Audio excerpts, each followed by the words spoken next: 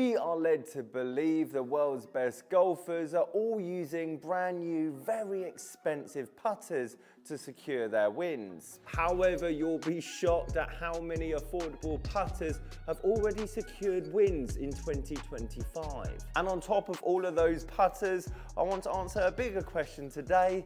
Can you buy a putting game? Guys, how you doing? Welcome back to a brand new video. Simon here, SAS Golf Academy, and we're going to talk putters whilst my foot's still out of action from that sprain from last weekend. However, if there's any good fortune I can talk about when it comes to that injury, is that I neglect my putting in my day-to-day life anyway. But more importantly, it seems I've neglected putters altogether when it comes to this channel.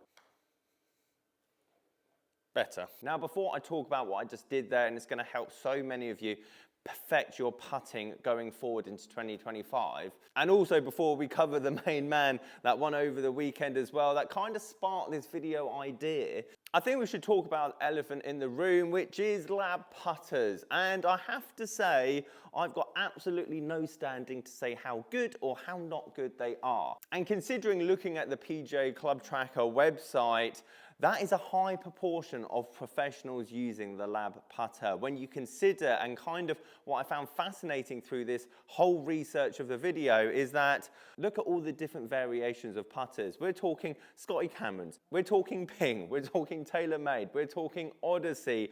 Everything and everything under the sun, old, new, tour, not tour, limited edition, expensive, not expensive. And my only thing about L.A.B putters realistically is obviously, number one, how expensive they are, but for the moment and the hype that surrounds them, the second-hand price of them do hold quite well. These things retail for around £500 odd, and just like Scotty Camerons at this moment in time, they sell for £400 second-hand. I'm going to leave it there. However, one thing I will be incredibly interested to know in a year, 2 years, when potentially the L.A.B putter hasn't cured some amateur golfers' putting woes, how many of them then get sold on, and then what price will they eventually hit in the second-hand market? Or alternatively, maybe this is the new answer to putters going forward, and they're going to always stay at that price, and every manufacturer is going to follow suit into their kind of design. So I want to put this away, and we'll come back to that in a minute, and let's talk about Ludvig and his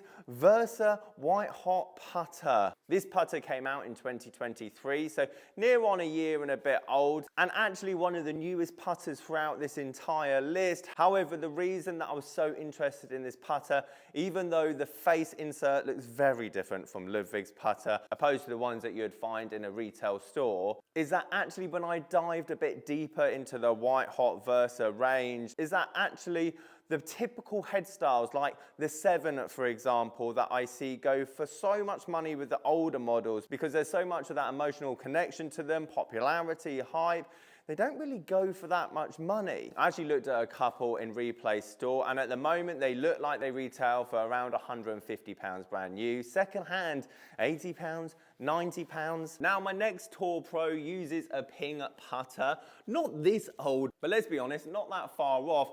I just want to show you these Ping G5 putters. I'll just put them into eBay. A putter on eBay is going to go for £30, £40. Hence why I want to show you some of the other putters through this list, because to be honest, just like that Versa 1 with Ludvig, they're only double the price, maybe another £50 more. And I do feel like putters have come a long way in terms of forgiveness and control from something that was designed back in this day. However, that didn't stop Matthew Pavon winning last year's Farmers Insurance in 2024 with a Ping Cadence putter. I'm going to show you Ping Cadence through the whole different head styles, as that's kind of what I want to show you through this video. It's not necessarily the model and the brand. It's kind of what head type did they use and why did they use it from that particular era. And a lot of it just comes down to just emotional raw attachment that when under pressure, that putter then sings to them. And as you can see from his particular setup, very unique to himself. Centered shaft in the head, still a blade-ish style, even though it's slightly thicker than a normal bladed putter. Quite upright in the shaft, and from the pictures that I've seen online, a very well used and trusted putter. Again, not one of the most recent wins as the other lists throughout this video. However, I did find it quite interesting that a putter that's this old and obviously is available on eBay at a rather reasonable cost couldn't necessarily been left out of this list. Before we go into my other two tour winning putters that I've won incredibly recently, and I'm surprised it hasn't been picked up more, this is simply your tip and trick of obviously getting your putting better in 2025. As I used to do this in my bedroom, in my flat, 40 times a night.